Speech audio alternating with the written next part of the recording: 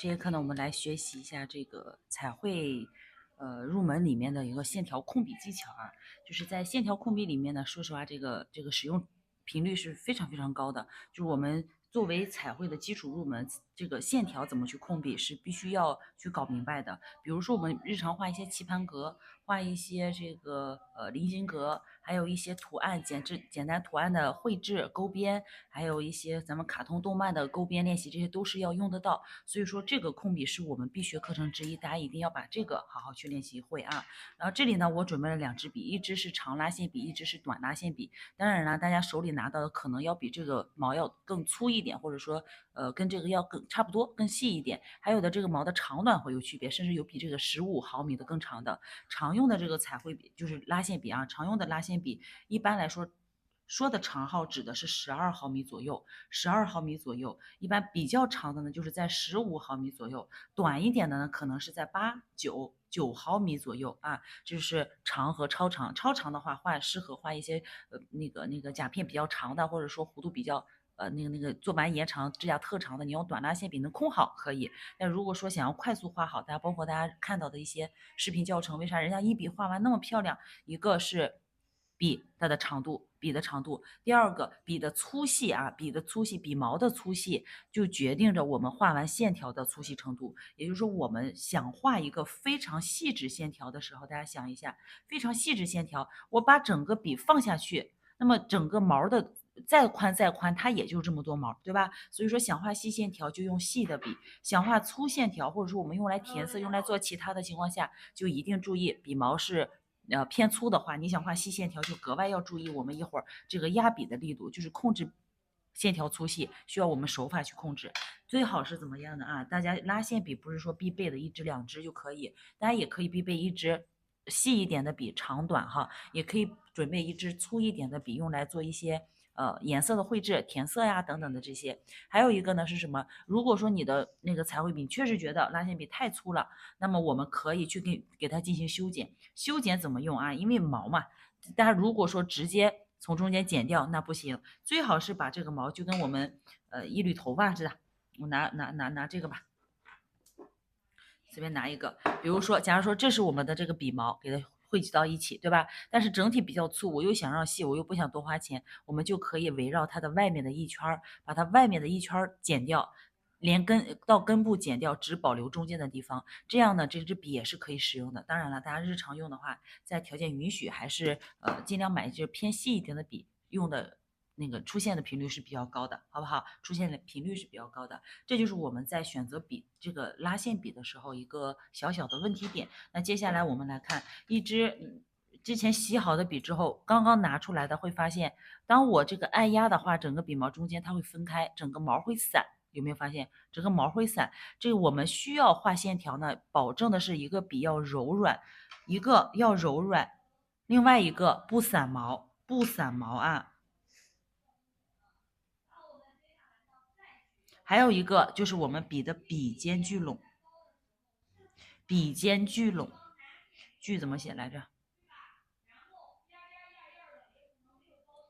笔尖聚拢，哎，好了，把这三个问题点注意到，也就是我们接下来要去洗笔、润笔的作用啊，目的就是为了让笔更加柔软一点。现在这个笔毛啊，整个是其实已经没有胶的，之前是洗好之后没有润笔，所以说摸一下它就有点炸毛。那么我们可以怎么样？先去拿清洁水或者说酒精，直接先去把笔上这个一些油脂呀、水分稍微冲一下，冲好之后会发现笔毛还是硬的，对不对？还是硬的。那这个时候我们需要取一点点底胶或者是润笔凝胶，底胶或者润笔凝胶来看，把整个笔毛前端的2/3处，在这个胶里面进行按压动，不要到中间去啊，不要到中间去，就是卡在这个边边上就行。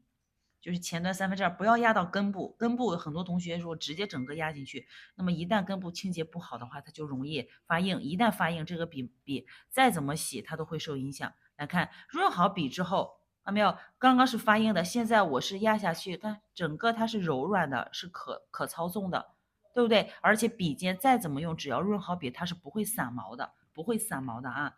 来，这支刚刚是这种，你看压下去是不是也会散毛，对吧？但是把整个前端的2/3压进去，里里外外都压到。好了，把多余的底胶弄掉，再来看，对吧？它会自动回弹，弹到什么程度？本身是直线，我压下去画好之后还是一条直线，那这两支笔就可以使用啊。这是我们的第一步，要先学会洗笔和润笔。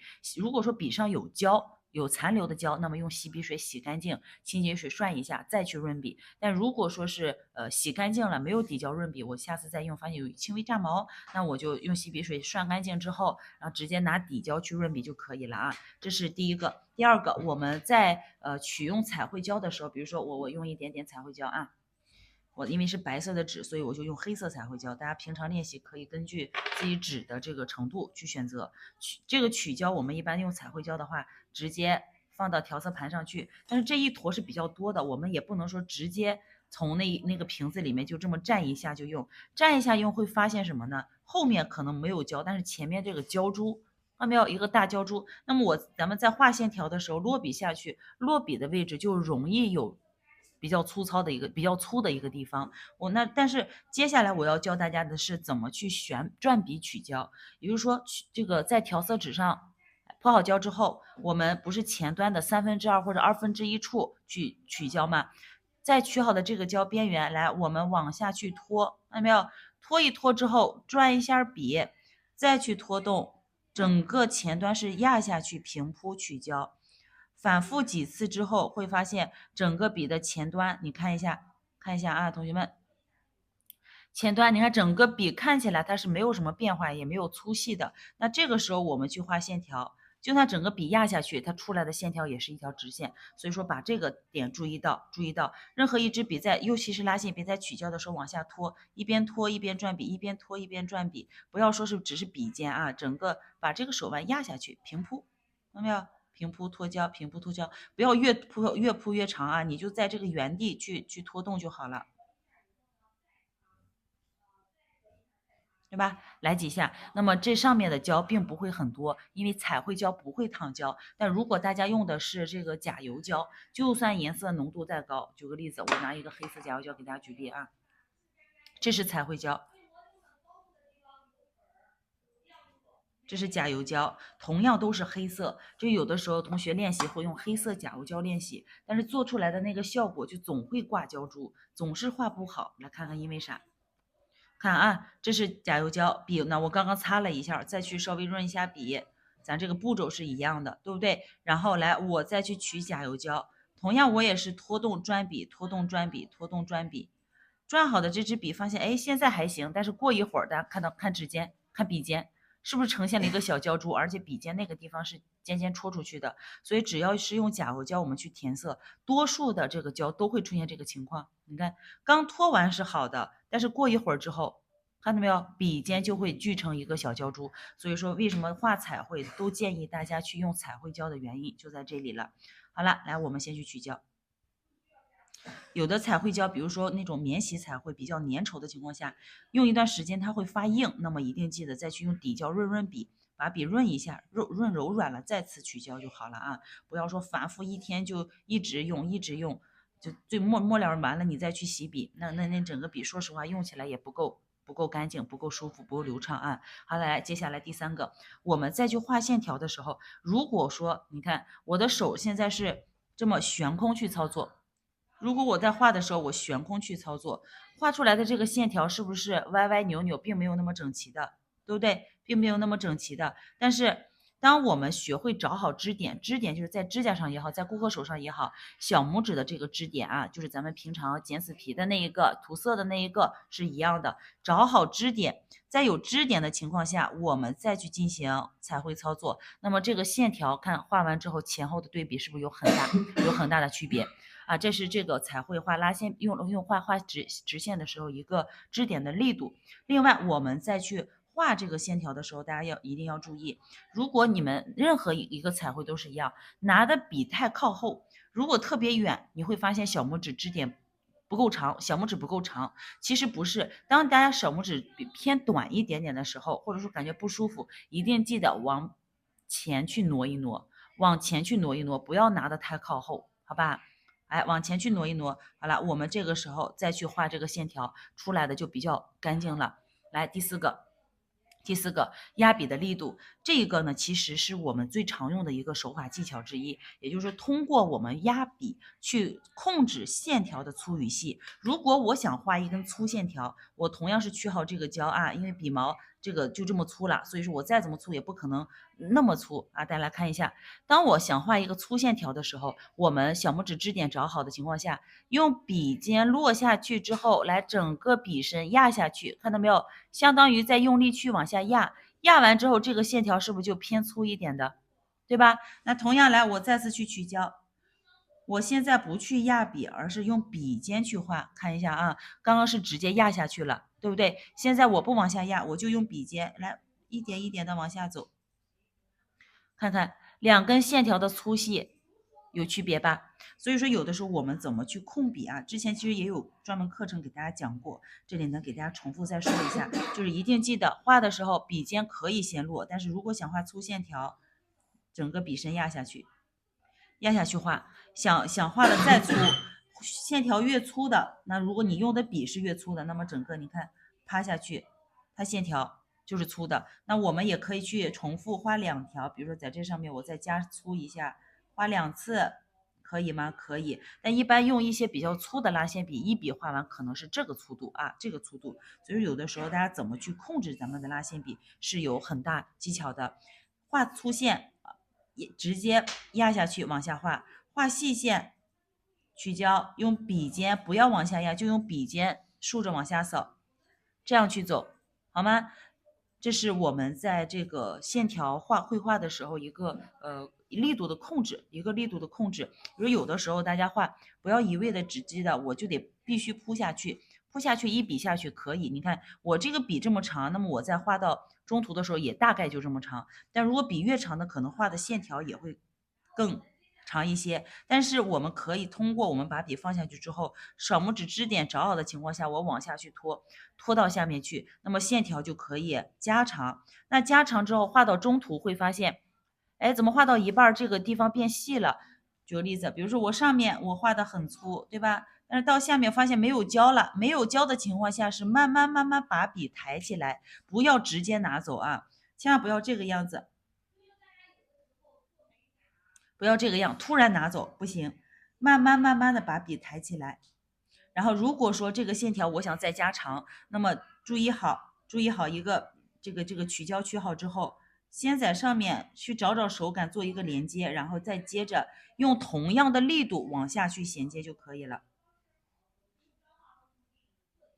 跟前面同样的力度往下衔接，那么这个线条就可以直接连接上去。但是大家有的同学会这样，比如说前面我画的很细，结果我在连接的时候我也没有注意笔上怎么样，我直接从这儿开始连，那么就会出现一个断层，对吧？就会出现一个断层，所以这个大家要多注意啊。除了练习画竖线条以外，我们一定要去尝试着去画横线。横线的话方便大家绘画，或者说如果说横线嘛，指甲是有弧度，我们用笔尖是很容易哆哆嗦嗦的，能控好行，控不好的话就有粗有细，所以有的时候我们画横线是可以用一支比较细的笔，直接把笔的侧面铺过去，直接这样放下去，会有利于我们这个横线的控制，好吧？来，大家可以在自己的本子上或者纸上尝试一下啊，尝试一下，比如说我们取好胶，要画粗线条，整个笔尖压下去，往下去拖动。因为这张纸比较干啊，会吸掉一部分颜色，所以这个大家多注意。我就在这上面画吧，好吧，就在这上面画吧。来，另外大家要额外注意一个问题点，就是画的过程中，我写第5条，画的过程中每画一根线，画完一根取胶。也就是说，每画完一根，我们就进行取胶，不要等全部。哎，我画着没胶了再去取。就是我画完一条线，我就甭管它有没有颜色，要再次去取胶啊，再次去取胶，这样才能保证我们画出来的甲面是这个干净流畅的。大家可以在指甲上去进行尝试，在指甲上进行尝试。比如说我在这上面吧，假如说这是真人手啊，正好大家看一下怎么这个控笔和找角度，还有它的支点的位置。来稍微润一下笔，润好笔不要有过多底胶，底胶太多也会影响甲油胶这个彩绘胶的上色。取好胶之后，好了，来看一下，在真人手上小拇指一定要做好支撑，支撑点呢是在食指和中指上，是不能在这2根手指上的啊，在这2根手指上来，或者说再放在他的手上也行。然后你看我的笔是拿的位置，距离笔尖位置是不是比较近？不要拿的太靠后，往前来一点。然后通过你看啊，通过我们线条是试试能不能画从上到下比较长的线条，如果没有问题，那我们进行绘画。来画中间的线条，我这样给大家看啊。取好胶，来从上到下，哎，我落下去，直接一笔往下走。这个甲面因为是在打磨过后，所以说可能会稍微有一点点粗糙，你看见吧？是不是线条就出现了？那我画的时候，因为我是斜着给大家看啊，我是看着镜头画，可能会歪。那我要说正常咱们画的话，一定是你画哪儿，你的俯视图就朝向哪儿。比如说咱们的这个俯视图，就是这样去看拿顾客的手，我们要画一个竖线，好，我就直接参照着胶不够，把笔压着去取胶，压一下就跟润笔一样。取好胶之后，来从上到下，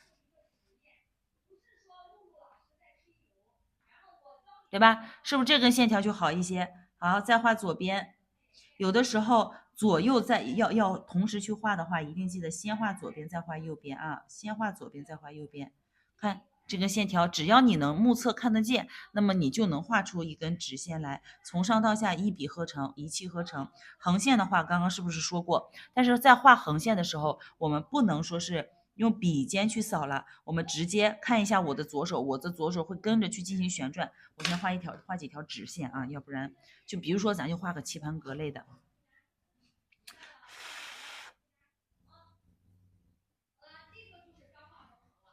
来，这个没有涂底胶，应该正常是涂底胶后操作会更流畅一点。现在甲面有颗粒感，就跟在纸上一样，它会那个刮掉一部分颜色。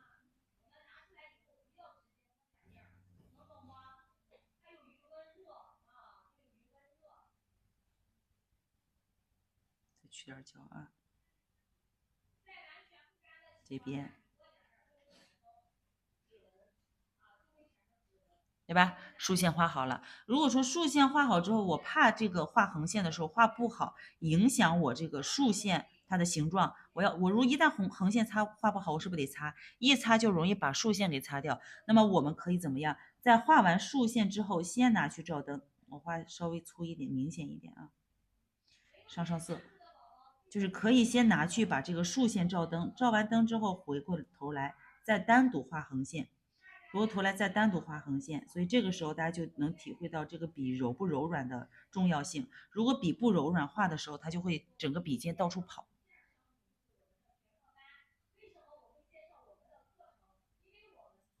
完了，画好，来画横线。横线同样，你看是不是我每画完一笔，我就会取胶？横线注意看我的左手啊，同学们。比如说你定好一个格子，防止横线，因为看不到中间嘛，我们可以先定一个点。然后一般横竖线棋盘格它就是一个垂直的，所以大家只需要在画这条线条的时候，跟每一条线条垂直就可以。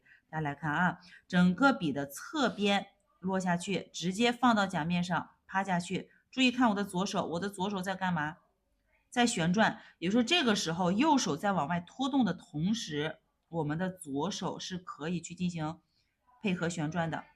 能看出来吧？是不是这样画出来的横线接着有了，而且线条是比较直的。到这边我们可以，如果连接不下去，因为笔会受限啊，所以我们可以单独往下面去画，好了，上面画好之后，下面一条你可以找参考线，比如说上面这条线我们跟它做平行，也可以跟中间这条线条做垂直。但是要画棋盘格，一般是正方形的格子，所以说不要把这个格子拉得很长，除非款式需要。所以要画棋盘格类的啊，或者说想要找那种干干净净的，来横线，这边不够长，单独去画。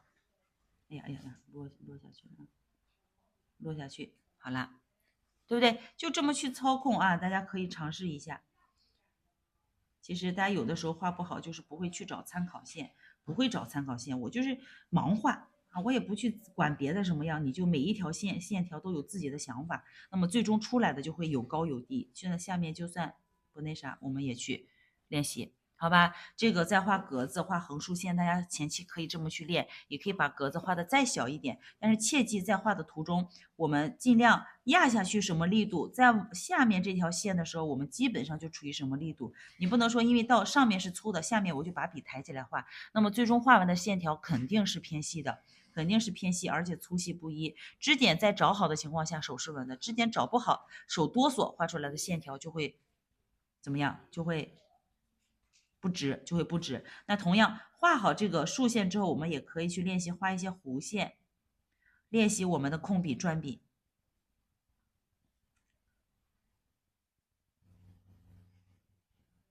对吧？往哪儿去找？然后上面除了往下画以外，我们要练习往上去抬笔转笔，往上去抬笔转笔。这边下面再画一次啊，比如一笔就差不多。好，过来完成。这边再来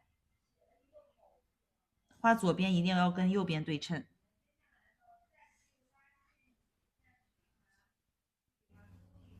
对不对？可以去练习画各种各样的啊，甚至说我从这个地方好了，我交错一下，画一个 S 型线条过来，这是用笔尖去操控的，笔尖去操控。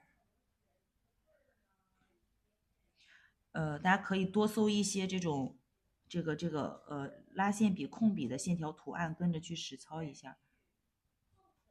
跟着去实操啊，就是粗细我们一定去压好，多画一些线条类的图案，会帮助我们把手法去练好。这些东西没有什么捷径，捷径都在这里了，我都告诉大家了，剩下的就是靠大家的练习。但是一定记得交作业，把你们可以拍一个视频发给我。如果你们画不好的情况下，拍个视频给我，我看看大家的问题究竟是出在哪里，是手法上、支点上，还是在这个压笔力度上，还是手哆哆嗦。刚开始画都会哆嗦，就是越紧张的时候，你们越要放松，就是一边画你们唱着歌也行，唱出来，或者说是说绕口令也行。对吧？只要就注意力别在这个线条上，基本上直接铺下去，出来的这个线都会偏直一点点，好不好？除了画这种以外，就是我们在画线条，刚刚的除了往下画就是横着画，对不对？但是我们日常绘画练习的话，一定记得，因为顾客的手是不可能横过来竖过去，对吧？不可能反过来反过去，来回反复，所以说我们要练习，哎，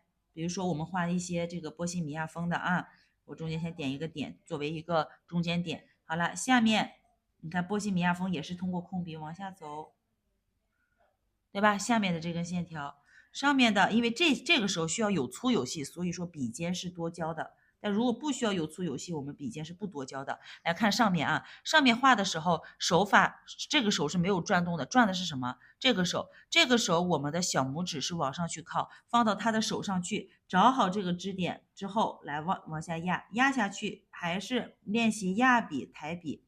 看到没有？练笔压笔抬笔，这样去画进行绘画。压笔横向的压笔抬笔，是不是？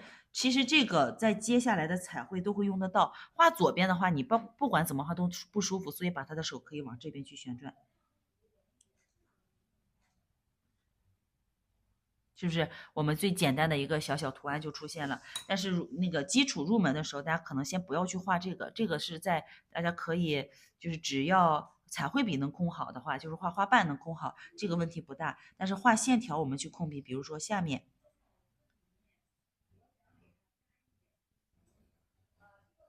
好，一根竖线啊，一根竖线。来，再看上面，上面的话，我们如果需要反手往上面去画，一定记得把手往支点发生偏差。那么我们来往这边走，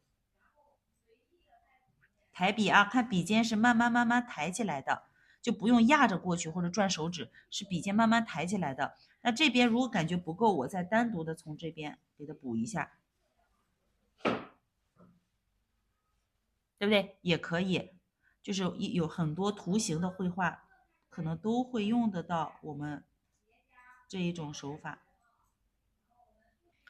随便去练习，随便去练习，反手到这边去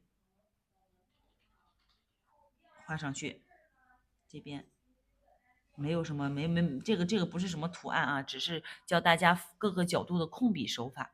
好吧？教大家各个角度的控笔手法。好了，这个是我们在线条控笔的时候一些直线或者是偏弧线一点点的这个操作。那还有一些是什么呢？比如说我们要画一些接近于半圆的，接近于半圆或者一些细小图案的时候，如果大家来看用长拉线笔画，举个例子啊，我去画这个圈儿，我在往这边拐的时候，整个笔因为比较长，它会自动的去压笔，再抬起来。它就会不舒服，那么画出来的这个圈圈边缘就是毛毛躁躁的，对吧？所以有的时候我们画一些圆类的小型图案的话，我们一定记得用短拉线笔去画，会比用长拉线笔更方便，而且出来的效果会更好。来看，同样是画一个大半圆，圆不可能一笔完成啊。来看，压笔下去，往这边去旋转，往这边旋转。我们要学会什么呢？就是学会去转笔，拉线笔要学会转笔。我在画的途中，哎，我支点在找好的情况下，我手往下面去拐弯，顺着笔毛的方向去找。别说人家明明想往这边拐，结果你非得扭着它往反方向走，那么它这么一压不就出去了吗？再看一次啊，我想往这儿拐，结果你非得压着它走，那肯定是不行的。所以说，一般画这种圆形类的图案啊，我们都是用什么？用笔尖去旋转。因为接触点越小，那么同样操作出来的这个图形就越好操作，对吧？画好一半之后，把另外一半再给补上，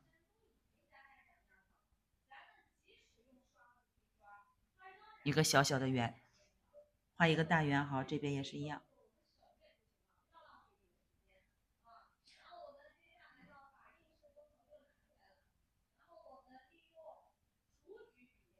把这边衔接上，就是像圆类的图案，一般短笔会比较好画啊，短笔比较好画。那如果比如说画一些这个素描人物了，这就到后期了。我给大家搞一个，随便画一个小线稿啊，画个眉毛、眼睛的这种吧。来看一下，比如说眉毛后面大家都知道，甭管男生女生，眉头是最粗的，眉尾是最比较偏细的，对不对？所以眉尾的时候我们要控制细细的线条。好了。然后大家可以去画眉峰，也可以不用画啊。这个看这个人物的表情是怎么样的。看这边下去，这边来可以出去，因为那边挡着了嘛，所以只能看出一部分。好了，眼睛也是一样，眼睛。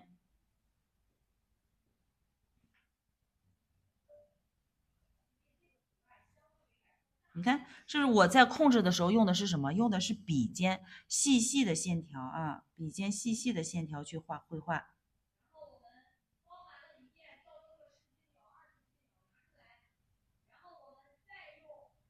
眼睛是有基础形状的，比如说我画这个偏媚一点的话，啊，给它搞一个小波残，双眼皮，哎，内眼线，好，内眼线往外延长，加粗，随便画一下啊，随便画一下。没有胶了，再次去取胶。其实你看，在画这些短线条的时候，你像我可能个人习惯一笔画完它，就是用这支长拉线笔都能画。但是有很多同学这个不好控制的时候，大家就可以去使用短拉线笔去操作，使用短拉线笔操作。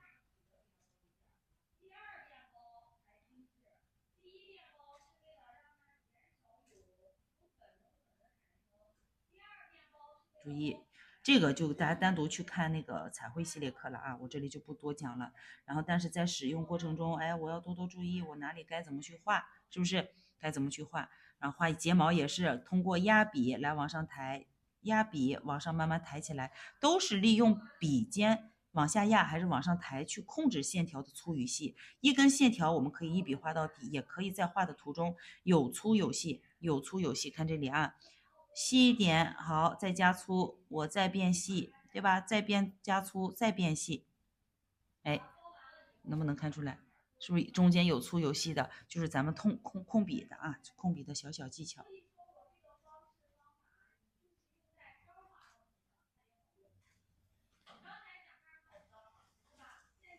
两个眼睛会不太一样啊，因为这个随便画一下，随便画一下。这个就不多说了，大家先把基础类的看好，这个你们后期再看，先不要管这个。等到把什么时候把笔控好了，我再画花瓣，画彩绘花瓣也没有问题的时候，再来去研究画这个卡通人物，卡通人物相对来说难度大一点啊，对于这个人物结构什么的也是有一定要求的，好吧？就我们在控笔的时候，日常使用还是比较多的，大家去跟着这个课程，根据大家喜欢的一些风格款式进行实操操作，好吗？